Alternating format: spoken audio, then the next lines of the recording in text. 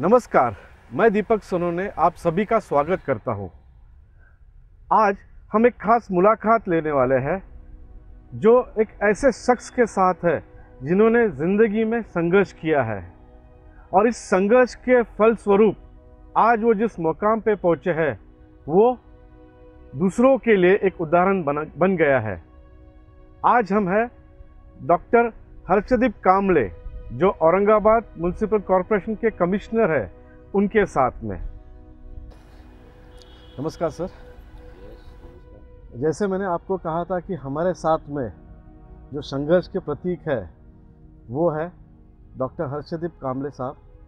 हम उनसे जानना चाहेंगे। सर, मैं आपसे जानना चाहूँगा कि जो आपका इनिशियल स्टेज ऑफ एजुकेशन था, जो एक आप गोल लेके चले थे, वो गोल का इंस्पिरेशन क्या था? मुझे याद है कि जब मैं छोटा था, my father was a primary teacher. तो हम एक छोटे से गांव में रहते थे और तब बहुत छोटा गांव था लेकिन बड़ा ही प्यारा गांव था वो। तो वहाँ पर जब मैं पढ़ाई करता था तो हमारी जो मदर हैं, हम 4 भाई और 1 बहन हैं, तो हमारी मदर ने हमें यही बताया था कि बड़ा भाई, मैं 2 नंबर का हूँ, बड़ा भाई जो है ये इंजीनियर बनेगा और मैं डॉक्टर बनूँगा। तो पहले से हमारे घर में थोड़ा सा एजुकेशन के बारे में काफ़ी अच्छे विचार थे। मेरे पिताजी खुद टीचर भी थे, तो उन्होंने हमेशा हमें पढ़ने के लिए उत्साहित किया है। और जैसा कि मैंने बोला कि ये मेरी माँ की इच्छा थी कि मैं डॉक्टर बनूं, तो मेरा प्रयास जो है ये हमेशा उस डायरेक्शन में रहा। जब गांव में छोटे थे तो कुछ ज़्यादा समझता नहीं था, लेकिन मेरे माता पिता ने हमारे बारे में, हमारे एजुकेशन के बारे में काफ़ी अच्छा सोच के मेरे बड़े भैया को पुणे मिलिट्री स्कूल भेजा, बोर्डिंग स्कूल में भेजा। मुझे फिर सातारा सैनिक स्कूल में भेजा, जो कि जिस गांव में हम रहते थे, भंडारा जिले का बहुत ही छोटा गांव है, एक चिचाल नाम है उसका। तो वहाँ से लगभग सातारा 1100 किलोमीटर के दूरी पे है, 1100 kilometres from that place. And I took admission in 6th standard, you know, so I was hardly 10-11 years at that time. लेकिन वो मुझे एक खुशी भी थी कि चलो मैं कहीं बाहर जा रहा हूँ, अच्छी पढ़ाई करने के लिए जा रहा हूँ। तो ये हमारे मम्मी डैडी का उनकी सोच थी कि उनके बच्चे अच्छे पढ़े लिखे होने चाहिए। और जब मैं वो स्कूल में चला गया तो वो स्कूल में मुझे पता चला कि it's very nice and fantastic school. तो वो स्कूल में मुझे पता चला कि बाहर की दुनिया क्या है। और फिर धीरे धीरे वहाँ पे मिलिट्री स्कूल टाइप का ट्रेनिंग ज़्यादा दिया जाता है। तो तब मुझे लगा कि मैंने एयरफोर्स में पायलट होना चाहिए और उस ढंग से मैंने पढ़ाई भी चालू कर दी थी। मैं रिटन एग्ज़ाम भी पास हो गया था, लेकिन फिर इंटरव्यू के टाइम पे और मेडिकल के टाइम पे थोड़ा सा प्रॉब्लम आने की वजह से मेरा फाइनल सिलेक्शन उसमें नहीं हुआ। लेकिन तब मुझे ये लगा कि मैं भी ज़िंदगी में बहुत कुछ कर सकता हूँ। तो वो स्कूल ने मुझे काफ़ी अच्छी शिक्षा दी, जिसके कारण मेरा कॉन्फिडेंस लेवल बहुत बढ़ गया। और फिर मैंने जैसा कि कहा कि मुझे डॉक्टर बनने की इच्छा थी, तो मैंने फिर MBBS में एडमिशन लिया और डॉक्टर बना। जब डॉक्टर बना तो फिर ये मेरे MBBS के टाइम पे मुझे काफ़ी सारे सोशल इश्यूज़ जो है वो भी फेस करने पड़े। और उसके साथ साथ में I was an active member of Dr. Ambedkar Medicos Association in Nagpur. तो ये सोशल इश्यूज़ के साथ में चलते चलते मुझे लगने लगा कि ये मेरा कर्तव्य है कि मैं समाज के प्रति कुछ करूं। और इसी से फिर मेरा सोशल वर्क्स में ज़्यादा इंटरेस्ट बढ़ता गया। और जिसका कारण भी हमारी माई है, क्योंकि उसको भी काफ़ी सोशल वर्क में काफ़ी इंटरेस्ट है, हमेशा वो करते रहती है। तो धीरे धीरे फिर मैं इसमें इन्वॉल्व होते गया और फिर जैसे मेडिकल ऑफिसर करके मैं गया, जिस गोंदिया के पास में एक पीएचसी है, वहाँ पे 2 साल मेडिकल ऑफिसर रहा। तो तब मुझे लगने लगा कि नहीं, मुझे अगर समाज के लिए, लोगों के लिए अगर कुछ करना है तो ये जगह मेरे लिए ठीक नहीं है, इससे भी और अच्छी जगह जाना चाहिए। और तब मैंने मन में ठान लिया कि मुझे जो है वो आईएएस करना है, आईएएस मैंने करना चाहिए, क्योंकि आईएएस में आपके पास काफ़ी सारे पावर्स आ जाते हैं, पॉलिसीज़ आप बना सकते हैं, पॉलिसीज़ इम्प्लीमेंट कर सकते हो, लोगों के लिए अच्छा काम कर सकते हो। तो वो जज्बा मेरे दिमाग में आया और तब मैंने फिर उसकी पढ़ाई चालू कर दी। ये करते करते, जैसा कि मैंने बताया कि हमारी मम्मी सोशल वर्क में काफ़ी आगे थी, तो हमारे घर में बचपन से ही धम्म का वातावरण रहा है। हमारी मम्मी हमेशा से विहारों में जाती थी। बाबा साहब को हम लोग हमेशा से हमारा आइडियल मानते आए हैं, मानते रहेंगे। तो उनका जो संघर्ष है उसकी कहानियाँ हमारी माँ हमें हमेशा बताती थी, और वो हमेशा ही हमारे सामने रहता था कि वो अगर इतने कठिन परिस्थितियों में से आगे आके इस देश के संविधान निर्माता बन सकते हैं, एक राष्ट्र पुरुष बन सकते हैं, एक राष्ट्र निर्माता बन सकते हैं, तो हम भी कुछ करने की जो जिद रखते हैं, हमने भी उनको अपना आदर्श मान के आगे चलना चाहिए। तो एक अच्छा वातावरण, अच्छे संस्कार, और जो हमारे आइडॉल, आइकॉन बाबा साहब, इनका पूरा जीवन चरित्र जो था, जो हमें बचपन में ही बताया गया था, ये संस्कार के कारण मुझे लगता है कि मैं आज यहाँ तक पहुँचा हूँ। सर, आपके स्टोरी में एक जो आपने बताया कि आप मिलिट्री स्कूल में दाखिल हुए थे, तो वो 5 साल एक हॉस्टल लाइफ थी आपकी। Yes. So can you share कुछ एक ऐसे बहुत बढ़िया लाइफ थी वो एक्चुअली। बोलते हैं ना कि yes, it was very very nice. क्योंकि वो सैनिक स्कूल में क्या था कि बड़ा स्ट्रिक्ट ये रहता था, काफ़ी स्ट्रिक्ट, यानी आपको 5 बजे उठना पड़ता था, और फिर वो डेली रूटीन टाइप, इतनी पढ़ाई करना है, इतने बजे खाना खाना, इतने बजे क्लास जाना है। तो वो ऐसे बंधन में हम लोग रहते थे। संडे को सिटी में जाना वगैरह अलाउड था, लेकिन अदरवाइज़ काफ़ी स्ट्रिक्ट हुआ करता था, और कुछ रूल्स वगैरह नियम अगर हमने तोड़ दिए तो उसकी पनिशमेंट भी वहाँ पे होती थी। It is still a fantastic school, and I have very lovely fond memories of my school. It's fantastic. और एक फ्रेंडशिप क्या होती है वो स्कूल ने हमें सिखाया है।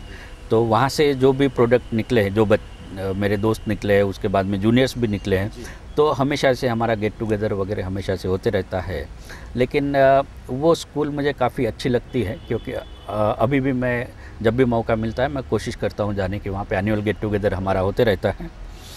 तो मुझे वहाँ पे, जैसे मैंने बोला कि बंधन में तो थे, लेकिन एक डिसिप्लिन क्या होता है ये सीख मुझे वहाँ से मिली, और एक इतना अच्छा सेल्फ कॉन्फिडेंस वहाँ पे मुझे मिला कि बाकी के लोग कर सकते हैं तो आप भी कर सकते हो।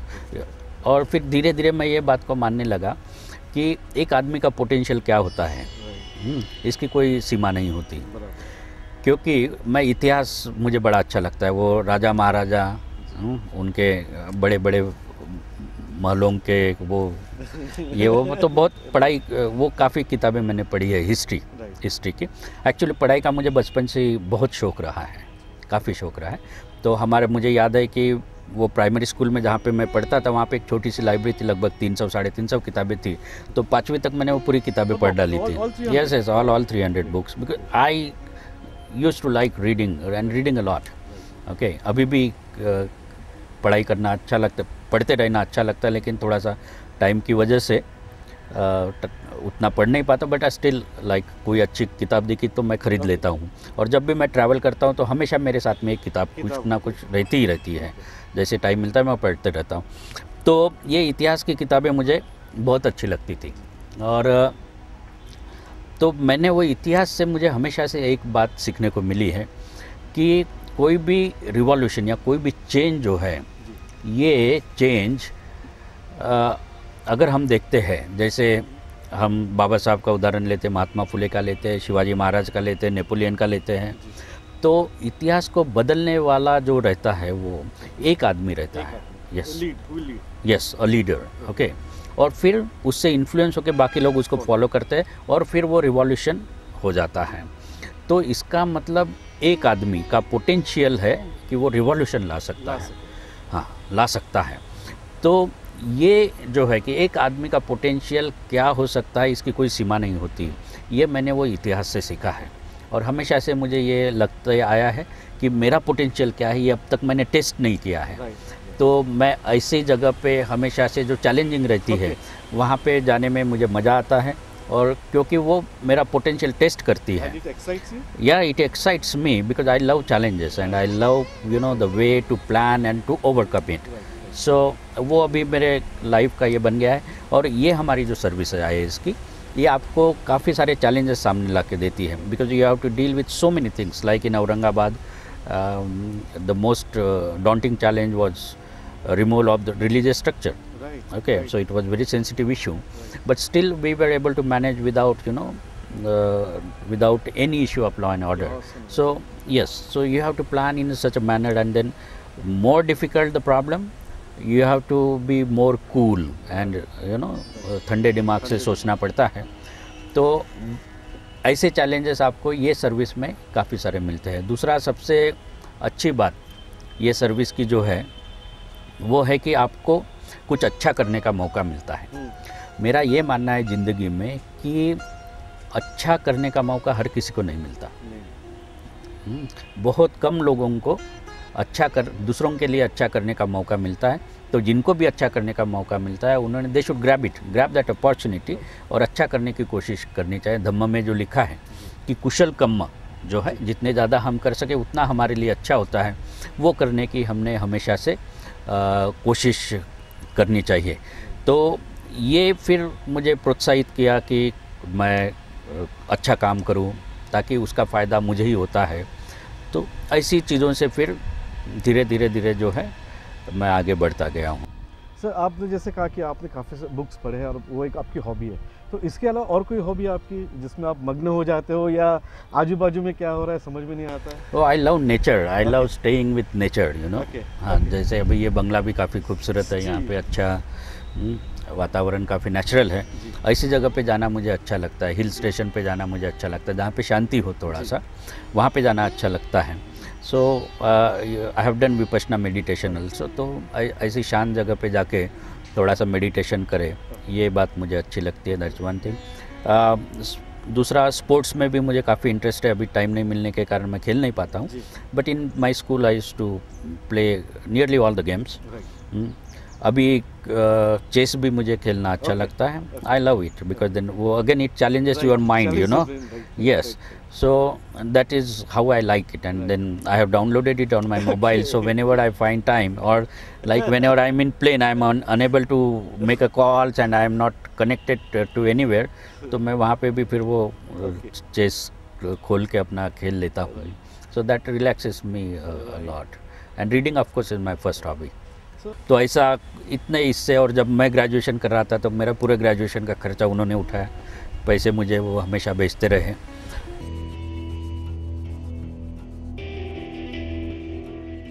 अगर सर हम आपके माता जी की बात करें, जैसे आपकी बातों में समझ में आया कि काफ़ी लगाव है आपका, वो एक प्रेरणा स्थान है आपके लिए।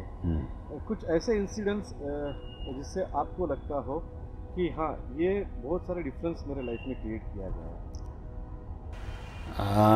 अभी वो जब बचपन की बात याद करता हूँ तो मुझे ये याद आता है कि हमारे बचपन के जो दिन थे काफ़ी संघर्ष के रहे हैं। उस गांव में मुझे याद है कि हम एक छोटी सी रूम में रहते थे, जो 10 बाय 10 का रूम होगा। अच्छा। तो उसमें हम 5 लोग रहते थे। फिर और जैसे मैंने बताया था कि 4 भाई और 1 बहन हम लोग थे, फिर 7 लोग वहाँ पे। 7 लोग जब बन गए तो थोड़ा सा बड़ा रूम ले लिया था, लेकिन मुझे याद है कि वो 10 बाय 10 का रूम था, छोटा सा आंगन हुआ करता था सामने। तो उन चीज़ों में से हम लोग गए हैं। और हमारी पढ़ाई के लिए भी तब पैसा उतना हमारे पिताजी के पास में नहीं रहा करता था, क्योंकि बड़ी फैमिली होने के कारण he was the only earning member at that time. तो उन्होंने उनके दोस्तों से भी काफ़ी मदद मांगते थे हमारे लिए। और हमारे ऊपर उन्होंने हमारे एजुकेशन के ऊपर इतना खर्चा किया है कि वो खुद का घर भी रिटायर होने के बाद भी खुद का घर नहीं बना पाए। तो पूरा खर्चा उन्होंने हमारे ऊपर ही किया है। और मुझे ये बताते हुए खुशी होती है कि हमने अब उनके लिए एक अच्छा सा नागपुर में काफ़ी अच्छा घर हमने उनके लिए बना दिया है। और ये बचपन की जब चीज़ें हैं, क्योंकि काफ़ी सारी चीज़ें उसमें कि संघर्ष का जीवन हमारा रहा है। कभी फीस नहीं, बड़े भैया के लिए भी फीस के लिए कॉलेज भेजने के लिए पैसे कम पड़े थे, तो हमारी मम्मी ने उनके जो बैंगल्स वगैरह है वो बेच दिए थे, वो भी था। और वो छोटा सा गांव था, तो वहाँ पे पीएचसी भी नहीं थी, प्राइमरी हेल्थ सेंटर भी नहीं था। तो दूसरा एक अड्याल नाम का गांव है जो लगभग 2 से 2.5 किलोमीटर दूर था वहाँ से, हमारे गांव से। तो कभी हम बीमार पड़ जाते थे तो हमारी मम्मी फिर हमको वहाँ लेके जाती थी। और बारिश के दिनों में बस भी नहीं आती थी, तो हाँ, ट्रांसपोर्टेशन का भी बहुत प्रॉब्लम रहता था। तो कभी कभी हमको कंधे पे लेके हमारी मम्मी चली जाती थी। तो वो काफ़ी कठिन परिस्थितियों के हमारे दिन थे। लेकिन जैसा मैंने कहा कि उन्होंने हमें कभी इस बात को महसूस होने नहीं दिया, हमेशा से एजुकेशन के लिए हमेशा हमें प्रोत्साहित किया और आगे बढ़ने की हमेशा हमें दिशा दी। तो मुझे लगता है कि इन सब कठिन परिस्थितियों से गुजर के भी आज जो हम लोग हमारे पैरों पे खड़े हैं, तो इसके पीछे हमारे माता पिता का बहुत बड़ा हाथ रहा है। और हमारे लिए हमारे बड़े भैया जो हैं, ये बहुत आइडियल और आइडॉल करके हम उनको मानते हैं, क्योंकि उन्होंने ये सब चीज़ें देखी हुई थी और काफ़ी बचपन से ही बहुत मैच्योर स्वभाव के वो बन गए थे, ये सारा संघर्ष और कठिनाइयों को देखते हुए। फिर जब वो कॉलेज में भी गए तो उन्होंने, मम्मी भी हमारी लेडीज़ लोगों के सिलाई वगैरह का काम करती थी, उससे 2 पैसे आते थे, वो फिर हमें काम में आते थे। तो वो भी खुद कपड़े वगैरह सिलाना सीख गए थे और खुद का पैंट और शर्ट भी वो खुद सिलाते थे, भाई खुद ही, ऐसे ताकि पैसे बच जाए। तो ऐसा इतने इससे, और जब मैं ग्रेजुएशन कर रहा था तो मेरा पूरे ग्रेजुएशन का खर्चा उन्होंने उठाया, पैसे मुझे वो हमेशा भेजते रहे। तो वो हमारे लिए बहुत ही आइडियल ऐसे भाई है। उनकी कोई भी बात है वो हम टालते नहीं, और जो उन्होंने कहा वो बिल्कुल मानते हैं। हमारे फैमिली में एक अच्छा है कि जो सीनियरिटी है वो सीनियरिटी को ज़रा हायरार्की को मेंटेन किया जाता है, और मानते हैं कि जैसे मैंने कहा तो मेरे छोटे भाई जो है बिना कुछ सवाल किए, चाहे कभी कभी गलत भी हो जाता है लेकिन तब तक के लिए वो मान लेते, चुप रहते हैं। तो एक अच्छा बॉन्डिंग जो है हमारे फैमिली में इसके कारण आया हुआ है। मुझे लगता है कि ये हमारे संस्कारों का ही काफ़ी ये है, बहुत सारी चीज़ें हैं उसमें। और अब लगता है कि जैसे मुझे आईएएस करना था तो मैं मेडिकल ऑफिसर था, और बच्चों के लिए, छोटे भाइयों के लिए पैसे भेजना मेरे लिए ज़रूरी था, क्योंकि वो कॉलेज में रहते थे, कॉलेज में पढ़ते थे तब। तो मैंने बोला कि मुझे नौकरी छोड़ना है, तो सबको ये एकदम प्रॉब्लम आ गया कि कैसे नौकरी छोड़ेगा, और फिर बच्चों, ये दोनों छोटे भाई हैं, उनका क्या होगा। तो तब मैंने फिर इस पे ये सोचा, हमारे फैमिली डॉक्टर थे भंडारा में, डॉक्टर रंगारी, उनका काफ़ी अच्छा क्लिनिक चलता है, he is a very good surgeon. तो उन्होंने मुझे कहा कि नहीं तू आईएएस की तैयारी कर, नौकरी वोकरी छोड़ दे, मैं देख लूँगा। और वो उनकी जो प्रैक्टिस थी, वो प्रैक्टिस में से 100 रुपया वो रोज़ निकालते थे। हाँ, और वो फिर 3000 रुपये महीने का होता था, वो फिर हर महीने मुझे भेजते थे। मुंशीलाल गौतम साहब यहाँ पर म्यूनसिपल कमिश्नर थे, उन्होंने नागपुर में एक इंस्टीट्यूट बनाया है, राजभोज इंस्टीट्यूट। वहाँ पे आप पढ़ाई के लिए, रेसिडेंशियल बिल्डिंग, तो वहाँ जाके आप पढ़ाई कर सकते हो एमपीएससी यूपीएससी के। फिर मैंने वहाँ पे एडमिशन लिया और 8-9 महीने वहाँ पे मैंने निकाले, पढ़ाई की। तो वहाँ का जो खर्चा था, ये डॉक्टर जो है डॉक्टर रंगारी, वो हर महीने का मुझे भेजते थे। तो क्योंकि जैसे मैंने कहा था कि फाइनेंशियल पोजीशन तब ठीक नहीं थी, लेकिन मैंने, जो मेरे दिमाग में था कि दूसरे कर सकते तो मैं भी कर सकता हूँ। और काफ़ी मेरे दोस्तों ने भी मुझे अपोज किया, उनका कहना था कि भाई ये बहुत डिफ़िकल्ट एग्ज़ाम होता है, क्यों दे रहा है, और देना ही है तो नौकरी करके दे, नौकरी क्यों छोड़ रहा है। तो मैंने देख लिया था, मेरा पहला अटेम्प्ट में नौकरी करके ही दिया था, लेकिन पास नहीं हो पाया। मेंस नहीं, प्रीलिम्स मेंस निकल गया था। मेडिकल ऑफिसर को बहुत काम करना पड़ता है, तो प्रीलिम्स मेंस निकल गया, लेकिन इंटरव्यू में भी कम मार्क्स आए थे, तो फाइनल इसमें मेरा सिलेक्शन नहीं हुआ था। लेकिन तब मैंने डिसाइड किया था कि भाई मैं पास, मुझे लगा कि मैं पास हो सकता हूँ। Then I decided to leave the job. उसके पीछे एक वजह ये थी कि मुझे ये लगता था कि मेरा पोटेंशियल है कि मैं ये कर सकता हूँ। You had that confidence. Yes, I had that confidence. और दूसरा एक बहुत जो चीज़ मेरे मन में हमेशा से रहती है कि मैंने खुद को ज़िंदगी में चांस देना चाहिए, एक तो भी चांस देना चाहिए। जब मैं वो नौकरी छोड़ रहा था तो मेरे दिमाग में यही था कि मैंने ज़िंदगी में खुद को मौका देना चाहिए। मैं भले ही पास हो जाऊं या फेल हो जाऊं, लेकिन मुझे ये नहीं, मुझे ये हमेशा से ये नहीं लगेगा कि मैंने खुद को चांस नहीं दिया। Okay, so I should give a chance to myself, because if others can do it, I can also do it. अगर मैंने खुद को मौका नहीं दिया तो ये हमेशा मेरे दिमाग में कहीं ना कहीं रहेगा। तो इसलिए मैंने सबके ना बोलने के बावजूद भी नौकरी छोड़ी और खुद को प्रूव करने के हिसाब से फिर मैंने वो एडमिशन लिया। एक्चुअली ये नौकरी छोड़ना भी मेरे लिए एक प्रेशर टाइप का काम किया उसने भी, कि मैंने सबने अपोज करने के बाद भी नौकरी छोड़ी है, तो इसका मतलब मुझे खुद को प्रूव करना ही करना है। सब कुछ स्टेक पे लग गया। Yes, everything was at stake. तो वो सोच के मैंने बहुत पढ़ाई किया। फिर 8-9 घंटे से रोज़ चालू करके फिर 15-16 घंटे तक रोज़ पढ़ाई करता था। उसका रिजल्ट, मेरे दोस्त भी, हमारा अच्छा ग्रुप वहाँ पे राजभोज इंस्टीट्यूट में हुआ और वहाँ पे हम एक दूसरे से डिस्कस करके काफ़ी कुछ सीखते थे एक दूसरे से। तो उसका भी फ़ायदा बहुत हो गया मुझे। और फिर IAS में हुआ और महाराष्ट्र में भी आ गया। तो ये मेरे लिए बड़ी खुशी की बात है कि यहाँ पर मैं लोगों के लिए कुछ कर पाऊँ, क्योंकि ये सर्विस आपको बहुत अच्छे मौके देती है। कैसे होता है कि हमारे यहाँ पर भारत देश की कल्चर ही ऐसा है कि आप कहीं पे भी जाते हो तो पहले आपकी कास्ट क्या है ये देखा जाता है, पूछा नहीं जाता। अभी हम जिस पोजीशन पे हैं यहाँ पे तो कोई पूछता नहीं, लेकिन अभी जैसे मैं महाराष्ट्र में, तो महाराष्ट्र में कांबड़े नाम से तो सभी को ध्यान में आदत, मुझे वो बड़ा अच्छा लगता है कि किसी को बताने की ज़रूरत नहीं, वैसे ही सबको पता चल जाता है।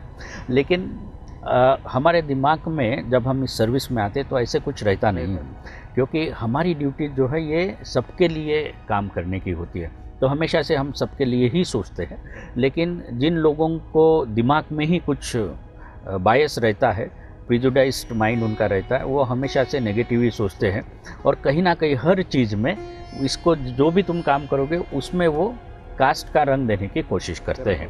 तो जैसे यहाँ पे भी कोशिश हुई, इसके पहले भी 1-2 जगह पे कोशिश हुई, लेकिन मैंने कभी उसकी तरफ ध्यान नहीं दिया, क्योंकि if you are clear about yourself you don't have to bother about others.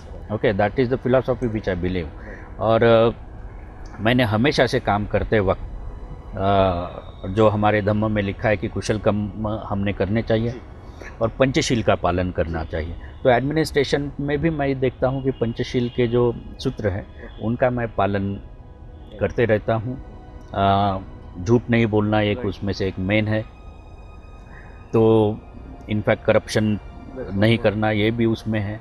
तो इन चीज़ों को मैं हमेशा से फॉलो करता हूँ। अगर मुझे लगा कि मैं सही जवाब नहीं दे पा रहा हूँ तो मैं चुप रहता हूँ या बात को टाल देता हूँ, लेकिन झूठ नहीं बोलने की कोशिश जो है मैं हमेशा से करता हूँ। तो इसका इफ़ेक्ट जो है ये पंचशील अगर आप फॉलो करते हो, इट्स वेरी सिंपल। हमें लगता है कि बहुत डिफ़िकल्ट है, ऐसा कुछ नहीं है। मैंने इतने सालों से कोशिश किया है, इट्स वेरी सिंपल। और जब आप इसको आप अपने जीवन में लाते हो, रोज़ उसी ढंग से आप बिहेव करते हो, तो इससे आपको इतनी ताकत मिलती है, नैतिक स्तर आपका इतना ऊंचा हो जाता है और इतनी ताकत आपको मिलती है, तो कोई भी चीज़ जो है आपको ऐसे डरावनी नहीं लगती। आप कहीं पे घबरा नहीं जाते हो, आप एकदम उसको आप ये बोल सकते हो कि शांत, of course, and firm, you know, उस टाइप का स्टेबल माइंड आपका इसके कारण बन जाता है। और जो स्टेबल माइंड से आप निर्णय लेते हो वो हमेशा से अच्छे होते हैं। ये मेरा अब तक का अनुभव है और मैं आगे भी इसी चीज़ को फॉलो करने की कोशिश करूँ। हाँ, और इसमें और एक बात मैं जो बच्चों को मोटिवेट की वो बताना चाहूँगा कि हमने कॉरपोरेशन की तरफ से सावित्रीबाई फुले गुणवत्ता पुरस्कार योजना हमने बनाई है। इसके बारे में ये बताना चाहूँगा मैं कि इसमें हम लोग कॉरपोरेशन स्कूल में कोई लड़का अगर 90 के ऊपर मिलता है तो उसको 1 लाख रुपए का पुरस्कार हमने रखा है। 85% के ऊपर मिलता है उसको तो उसको 75,000, 80% के ऊपर मिलता है तो 50,000, 75% मिलता है तो 35,000 और 70% मिलते हैं तो 20,000 रुपये हम लोग उसको दे रहे हैं। ये हमने इसलिए रखा है कि ये गरीब तबके के बच्चे हैं तो इनको जिन्होंने मेहनत की और अच्छे परसेंट लाए ये एडवर्स कंडीशन में भी, तो उनको आगे के एजुकेशन के लिए पैसे की कमी जो है नहीं होनी चाहिए करके ये पैसे हम लोग उनको आगे के एजुकेशन के लिए दे रहे हैं ताकि वहाँ पे और ज़्यादा मेहनत करके उनकी ज़िंदगी जो है वो संवर जाए। या you can call it a model, but then you know other than our efforts, I would say that it is basically the efforts of my students. Okay, because जो एडवर्स कंडीशंस में वो कर रहे हैं ये, तो वो देख के मुझे लगता है कि they have really done very well. Thank you very much sir. जैसे मैंने आपको प्रॉमिस किया था आज एक खास मुलाकात होगी, यही मुलाकात थी डॉक्टर हर्षदीप कांबले साहब के साथ में। अगले बार फिर मिलेंगे एक खास शख्सियत के साथ, तब तक के लिए नमस्कार।